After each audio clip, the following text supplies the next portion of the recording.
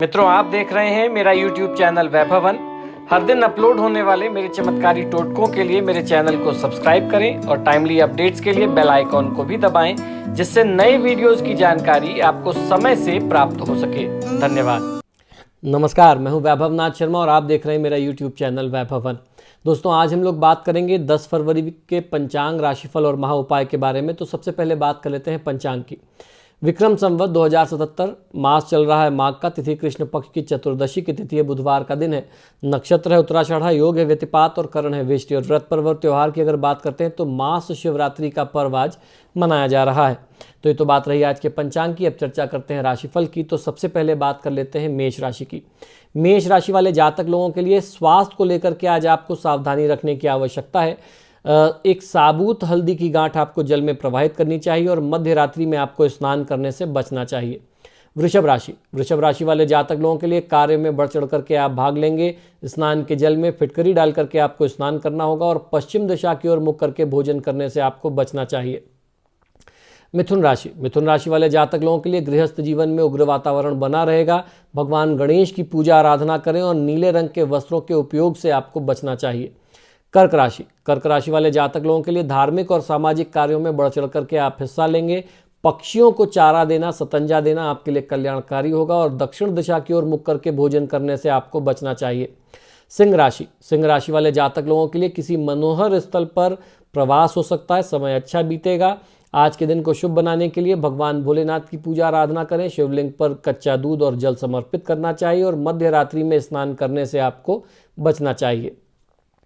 कन्या राशि वाले जातक लोगों के लिए वाहन का सुख प्राप्त होगा। सामाजिक प्रसंग में कहीं बाहर जाकर के रुकने रहने की स्थिति भी आ सकती है। भगवान भोलेनाथ की पूजा आराधना आपको भी करना चाहिए। ओम नमः शिवाय मंत्र का 108 बार जाप करें और बिना स्नान किए तिलक धारण करने से आपको बचना होगा।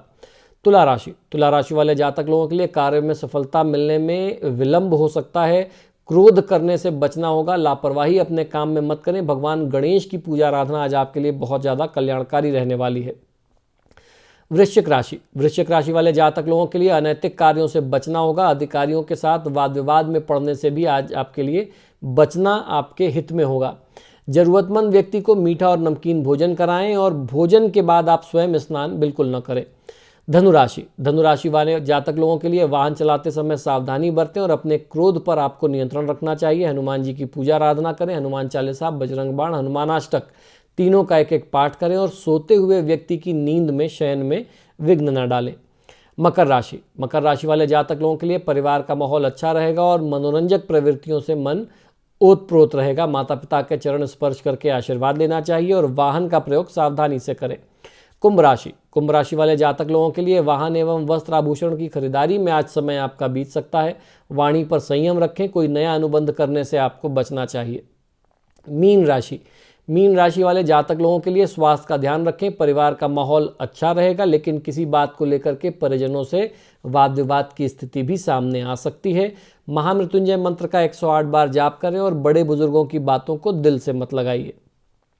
तो दोस्तों, ये तो बात रही आज के 12 राशि की। हम लोगों ने जाना ग्रह नक्षत्र की स्थितियां क्या कहती हैं और दिन को शुभ बनाने के लिए आपको क्या करना चाहिए और क्या नहीं करना चाहिए।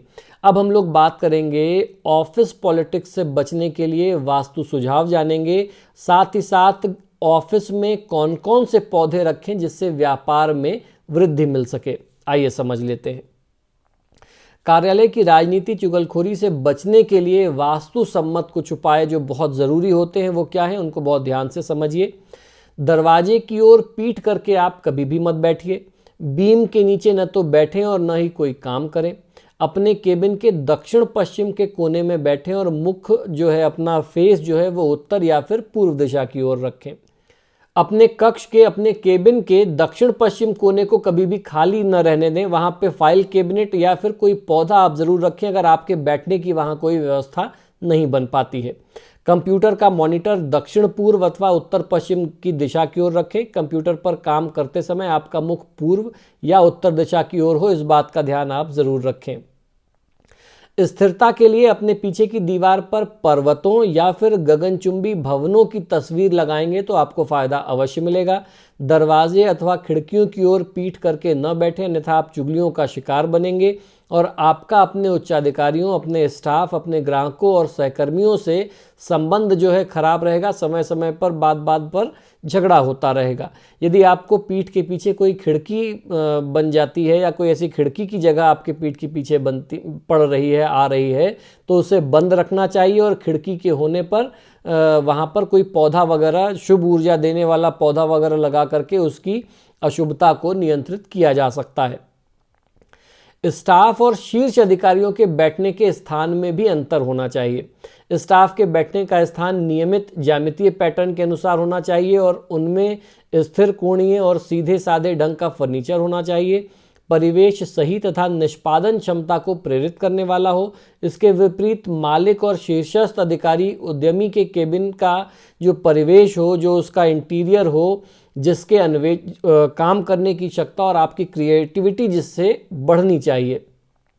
उत्तर पूर्व कोने में फव्वारे अथवा झरने आदि किसी न किसी रूप में अगर आप लगाते हैं, या जल किसी न किसी भी फॉर्म में, पानी का वाटर बॉडी कोई ना कोई होता, अगर आप फिजिकली नहीं रख सकते हैं तो कोई पोर्ट्रेट वगैरह वहाँ पे लगा करके उसको आप इन्हांस कर सकते हैं उस क्षेत्र को। वरिष्ठ प्रबंधकों और मालिकों के केबिन थोड़े अलग हट करके लेकिन थोड़े सुगम होने चाहिए। बंद दरवाजे के पीछे सचिवों के विभिन्न स्तरों के अवरोधों के चलते और शेष स्टाफ से बिल्कुल अलग रह करके मालिक संगठन की वास्तविक कार्यप्रणाली विलग हो जाता है। अक्सर देखा गया है कि व्यावसायिक जगह महंगी होने के कारण कर्मचारियों के बैठने की व्यवस्था जो है वो दोषपूर्ण हो जाती है। उन्हें अधिकतर गलियारे नुमा तंग जगह पर, जहां उनकी पीठ से पीठ मिली रहती है, बिठा दिया जाता है। स्टाफ के बैठने का स्थान अक्सर तंग सकरा अगर बिछा हुआ होगा तो वो बहुत ज़्यादा दिक्कत हो सकती है। सकारात्मक ऊर्जा के निर्बाध प्रवाह की जगह अगर नहीं बचती तो वो जो है स्थिति ठीक नहीं होती है। वातावरण की व्यवस्था से मानसिक कोलाहल उत्पन्न होता है। कारणवश थकान, अवसाद और चिड़चिड़ापन जैसी समस्याएं जन्म लेने लगती हैं। इससे स्टाफ की कार्यक्षमता पर प्रतिकूल प्रभाव पड़ता है। इसलिए ज़रूरी है कि कार्यालय के सभी क्षेत्र साफ सुथरे और व्यवस्थित स्थान पर बैठने के लिए लोगों की जगह बनी हो। यदि सुनिश्चित करने के लिए मालिक अथवा शीर्षस्थ प्रबंधकों को परिसर का नियमित रूप से निरीक्षण करते रहना चाहिए और देखना चाहिए कि अच्छी साफ सफाई रहे और अव्यवस्था वहाँ पर कभी न फैले। स्टाफ को एक दूसरे की तरफ पीठ करके नहीं बैठना चाहिए, अन्यथा सहकर्मियों के बीच संबंध कड़वे बन जाते हैं और आपसी सहयोग तथा समन्वय की कमी पाई जाती है। कर्मचारी खुले स्थान में एक दूसरे के सम्मुख बैठते हों तो आपसी सहयोग में वृद्धि होगी। कर्मचारियों के बैठने की व्यवस्था ऐसी हो कि सभी का मुख उत्तर पूर्व दिशा की ओर रहे। व्यापार के मालिक तथा उच्चाधिकारी सदैव दक्षिण पश्चिम और दक्षिण पश्चिम दिशा में बैठें, तो इससे आपका नियंत्रण अपने व्यापार तथा कर्मचारियों पर सदैव बना रहता है और सभी कर्मचारी अपनी क्षमता, अपनी निष्ठा के अनुसार प्रदर्शन करते हैं। ऐसे वास्तु में कर्मचारी मालिक को कभी न तो धोखा देता है और न ही कभी वो चोरी करता है। पूरी निष्ठा और ईमानदारी के साथ वो संस्था से जुड़े रहते हैं। तो अगर इन चीज़ों का आप अपने ऑफिस में ध्यान रखेंगे तो निश्चित ही आप ऑफिस पॉलिटिक्स से बच सकते हैं। आपस में कोई टकराव की स्थिति भी नहीं आएगी और सारा स्टाफ, सारे आपके जो कर्मचारी हैं वो पूरी निष्ठा से, पूरी ईमानदारी से आपके साथ सहयोग दे करके काम करेंगे और संस्था के प्रगति के लिए, विकास के लिए वो सदैव अच्छी भावना से तत्पर रहेंगे। तो ये तो हम लोगों ने जाना कि अपने कार्यालय की राजनीति से, ऑफिस पॉलिटिक्स से कैसे बचा जाए। अब हम लोग समझ लेते हैं कि ऑफिस के वातावरण को शुभ बनाने के लिए, अच्छा बनाने के लिए, वहाँ की ऊर्जा को शुद्ध रखने के लिए कौन से इंटीरियर के पौधे, घर के अंदर, कमरों के अंदर लगाए जाने वाले कौन कौन से पौधों का प्रयोग आप कर सकते हैं। आइए समझ लेते हैं कि ऑफिस में कौन कौन से पौधे ज़रूर रखने चाहिए।